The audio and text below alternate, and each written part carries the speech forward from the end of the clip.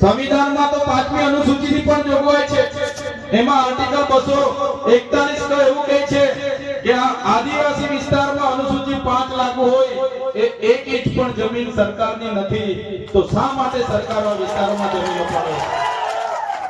પેસા એક્ટ 1946 1996 ગ્રામ સભાને સંપૂર્ણ પાવર આપે છે, તો શા માટે આ વિસ્તારોમાંથી રેતીની લીજો ચાલે અને ગ્રામ પંચાયતોને પૂછવામાં નથી આવતું?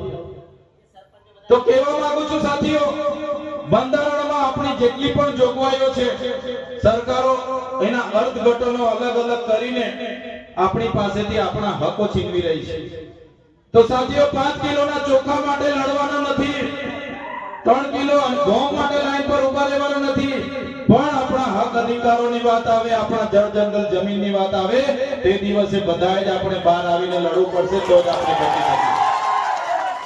આવનારા દિવસો દૂર નથી। અમે બધા તમારા આશીર્વાદથી ધારાસભ્ય બન્યા છે। અમે આ લોકોની કરણી અને કથની જાણીએ છીએ, આ લોકો આપણી સાથે શું કરવા માંગી રહ્યા છે। એટલા માટે જ્યાં પણ સમાજનો આમંત્રણ આવે છે ત્યાં અમે પહોંચીએ, પણ આજે દુઃખ સાથે અમને કહેવું પડ્યું કે આજે આદિવાસી એકતા પરિષદનો આટલો સરસ કાર્યક્રમ છે, કમ સે કમ આ વિસ્તારના 8 થી 10 ધારાસભ્યોની અહીંયા હાજરી જોઈએ, પણ બીજા ધારાસભ્ય નથી આવ્યા। એ દુઃખ સાથે અમને કહેવું પડ્યું।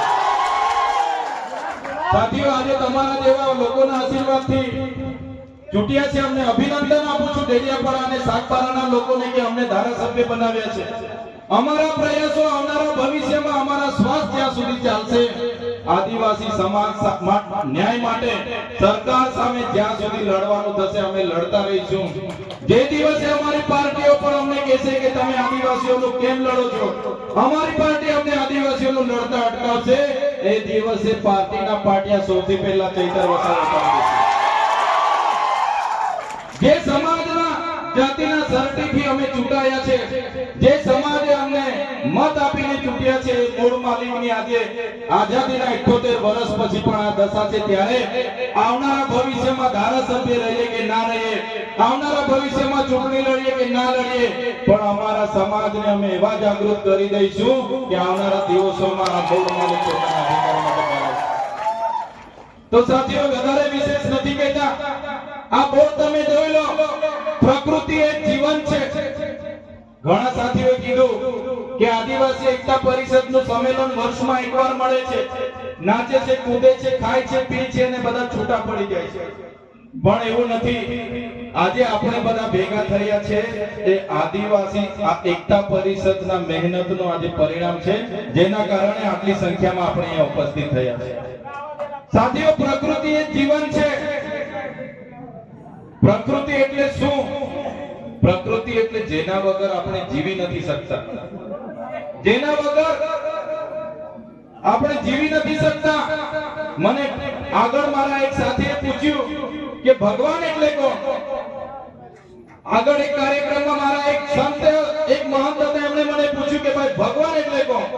મેં કીધું ભગવાન ભ એટલે ભૂમિ, ગ એટલે ગગન, ભા એટલે વાયુ અને નીર એટલે પાણી, જેને અમે ભગવાન માનીએ છીએ। પ્રકૃતિને પૂજનારા અમે છે। સૂર્ય, ચંદ્ર, નીર, ખાડી, પર્વતો, પહાડો અને વૃક્ષોને પૂજનારો અમારો આદિવાસી સમાજ છે। ત્યારે સાથીઓ, આપણી સંસ્કૃતિ, આપણી અસ્મિતા આ જળવાઈ રહે એવા પ્રયાસો આપણે કરતા રહીશું। આજના કાર્યક્રમમાં વધારે વિશેષ નથી કહેતા, પણ અમારા મિત્ર અને સાથી દિનેશભાઈ ભીલનું આમંત્રણ